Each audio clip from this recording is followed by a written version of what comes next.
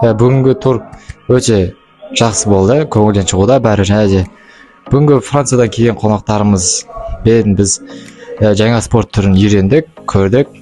Олар бізге үйретті барлығын. Және де араларында әлем чемпионымен біз күш сынасып көрдік. Осындай кешті ұйымдастырған КЗК Патруль ұйымына алғысымызды білдіреміз. Бүгінгі тур күшті өтті. Франциядан келген қонақтарды біз күшті қарсы алдық. Балқашта өткен турда өз күшіміз астырдық. Балқаштағы жағажайдағы қоқыстарды тердік. Франциядан келген қонақтар бізге өзінің жаңа спортын көрсетті. Ол құмда шаңғы тебу деген өте күшті екен. Әдемі.